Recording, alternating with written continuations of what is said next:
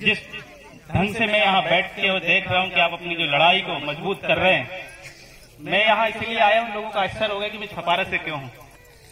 यहाँ प्रशासनिक अधिकारी लोग बैठे हुए हैं, इनको सबको मालूम होता है कि आदिवासी का जो कौम होता है वो सब पूरे देश भर में उसका एक रिश्तेदार होते हैं। उनका कोनवा कुटुंब पूरे देश में एक सा होता है। आप कहीं चले जाइए, अभी यहाँ पर बड़ादेव संयुक्त माई मास्को परियोजना का नाम सुन के मैं बड़ा अच्छा लगा, और पहली बार ये बड़ादेव नाम की कोई परियोजना डेवलप हो रही, और ये हो रही तो क्यों, और इसका नाम बड़ादेव क्यों किया गया। जो लोग हमारे तीज त्योहार से, जो लोग हमारे व्यवहार से, जो लोग हमारे जीने के ढंग से नफरत करते हैं, वो लोग भी बड़ादेव के नाम से हमको लूटना चाहते हैं। तो ये खेल नहीं चलेगा। माननीय एडीएम खंडात जी, आप भी ट्राइबल मूवमेंट से हैं, मैं आप सब परिचित हूं, और नए एसडीएम साहब भी आए हैं, तो आपका स्वागत है साहब। कि आप जो लोग समाज है, जो चाहते हैं कि उनका हक जो है जमीन से बेदखल ना किया जाए।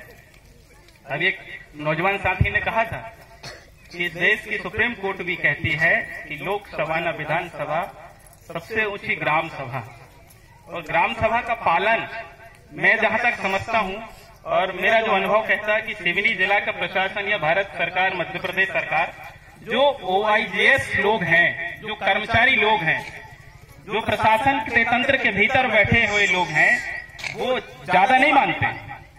ये आप लोग भी समझ लीजिए, ये लोग ज्यादा नहीं समझते। ये हुक्मरानों के द्वारा संचालित लोग हमारी व्यवस्था को तहस नहस करने का काम करते हैं, गलती इनका कुछ नहीं है।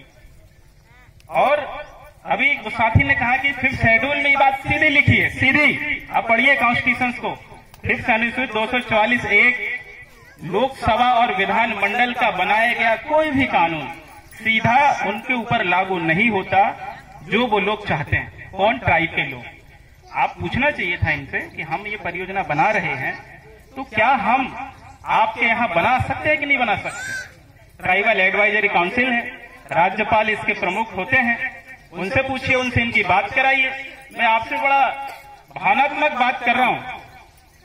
सरपंच ने एक और अच्छी बात कही थी कि आप जमीन के मुआवजे की बात कर रहे हैं, लेकिन उनकी जो नस्लें हैं, जो उनके पुरखे गड़े हैं, उनकी हड्डियां दफन है इस जमीन पर, उसका कैसा मुआवजा डिसाइड करोगे? वो मुआवजा कहां से लाओगे? आपने तो बड़े बड़े मंदिर बना लिए, देवालय बना लिए, देश की सरकारें आपके मंदिरों को, धर्मों को संचालित भी कर रही, सहयोग भी कर रही। इधर कोई नहीं करता। हमारे गांव के बैगा का एक भी थाना नहीं है, एक भी मंदिर नहीं है, सरकार ने इस पे मदद भी नहीं किया।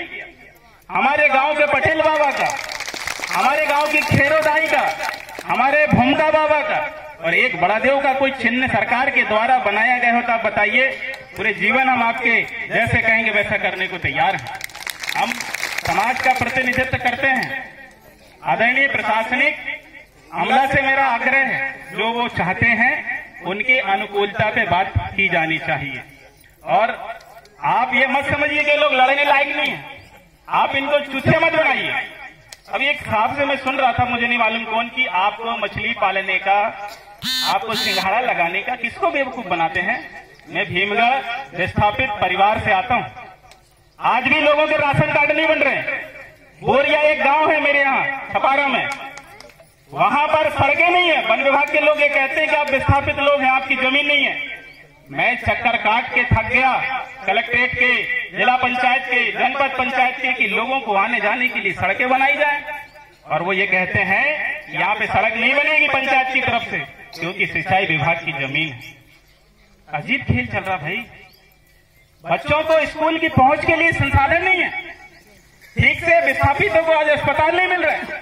आप मेरे साथ चलिए, वहां पे परासिया गांव है, गोहना गांव है, सैकड़ों गांव है। नहर के नाम से चुनाव होते हैं, आपको मैं बताना चाह रहा हूं। गोहना, परासिया, सुवाखेड़ा, रणधीर नगर में नहर के नाम से चुनाव होते हैं, लेकिन जमीन पे नहर नहीं है। आज मुझे मौका ही बात रखने का मिल गया, क्योंकि अपर कलेक्टर मैडम यहाँ बैठी हैं। आप इस बात को संज्ञान में रखिए कि किस तरीके से अनुसूचित जनजातियों के साथ में जबरन और बेजा धोखा हो रहा, जबरन और बेजा धोखा हो रहा। आप इन शहरों को देख लीजिए। गवर्नमेंट कहती है सोशल रिस्पॉन्सिबिलिटी अदा की जाएगी। आप बताइए कहां पे सोशल रिस्पॉन्सिबिलिटी अदा की जा रही है? छिंदवाड़ा में कोल माइंस के बेल्ट पे एक आंदोलन चल रहा है ट्राइबलों का। कि उनको सोशल रिस्पॉन्सिबिलिटी के अंतर्गत उनको सुविधा मुहैया कराई जाए। उनके गांव में सड़कें नहीं है। बालाघाट का माइंस का क्षेत्र देख लीजिए, मैडम खुद बालाघाट से आती हैं, लोगों के बदन में आज भी ठीक से कपड़े नहीं है, लोगों के घरों में खाने की व्यवस्थाएं नहीं है। नागपुर, गढ़ा, जबलपुर, बड़े बड़े शहरों में पलायन के लिए लोग जा रहे हैं और उनकी जमीन के नीचे से आप सोना उगा रहे हैं, उनकी जमीन के नीचे से आप बॉक्साइट बेच रहे हैं और उसको लूटने के षड्यंत्र के साथ में देश के प्रधानमंत्री कहते हैं कि हम आजादी का अमृत महोत्सव मना रहे हैं। कैसा अमृत महोत्सव है जो देश की जनता को आप विस्थापित कर रहे हैं, देश की जनता के साथ धोखा कर रहे हैं। मैं आपके माध्यम से कहना चाहता हूं, पानी हमको नहीं मिलेगा। आदिवासी क्षेत्रों में आज दिनांक तक मेरी नजरिए से संपूर्ण रूप से कोई भी ऐसा बांध नहीं है जिन्हें इलाके को सिंचित किया हो। अभी मैं बरगी के क्षेत्र में काम किया हूं, मैंने बरगी के किनारे किनारे आप जाएंगे तो लोगों का जनजीवन इतना अस्त व्यस्त है, इतना कमजोर है कि आज उनकी फसलें डूब रही हैं, लेकिन उनको ठीक से मुआवजा भी नहीं मिल रहा फसल का। तो महोदय कलेक्टर मैडम, इस पर आप संज्ञान लीजिए, बात को समझिए और आपके भी हम भावनात्मक लगाव चाहते हैं इन लोगों के साथ में। और यहाँ जितने लोग बैठे हैं 80% लोग ट्राइब के अधिकार